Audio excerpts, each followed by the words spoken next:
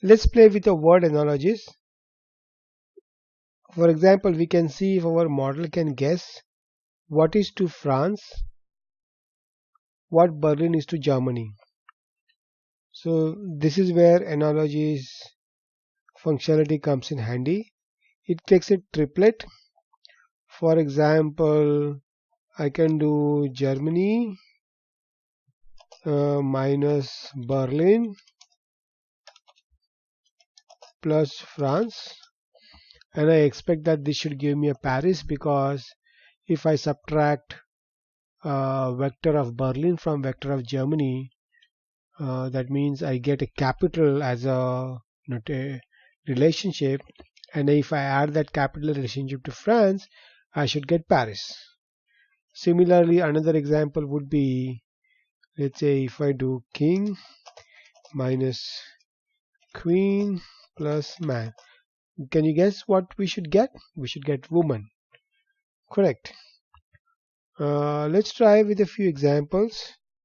So you can run a fastText command and then say give me analogies, and from the model which is there in result slash file 9 dot bin.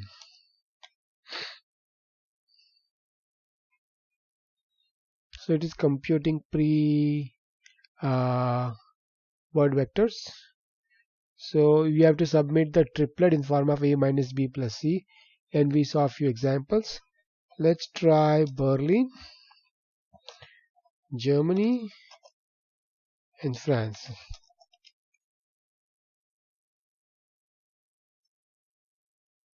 No, we made a spelling mistake. So let's try again.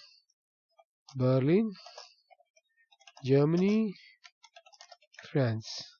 As you can see, we get Paris as the first word. So that's the beautiful thing about word vector, is that once we represent word as vectors, you can uh, you can really perform really interesting mathematics on it to get a semantic relationship between the words. Let's have a look at a less obvious example. Let's say you are into games and you play PlayStation, and you know PSX belongs to Sony. Can you guess if I had Nintendo, what you should get? That's correct. We should get GameCube, because PSX is a brand from Sony which is used for playing games. Similarly, from Nintendo, similar brand is GameCube.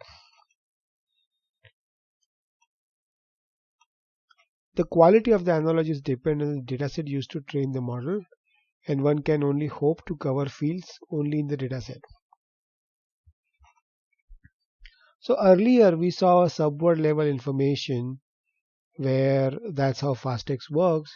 So even if you feed the word like for example Nintendo to the fastText, and you have minimum dimension and maximum dimension, the length for the n-gram is configured as 3 and 6.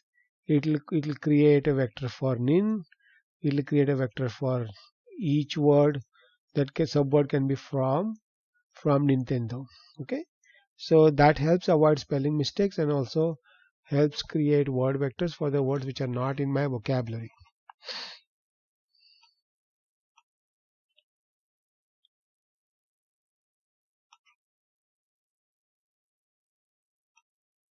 So let's try our earlier example where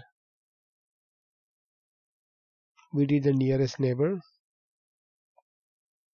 Let's come out of this mode first. So what we did was, and then we did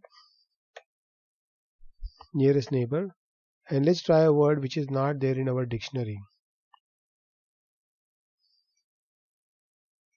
So let's, for example, gear shift word, it's not there in our vocabulary.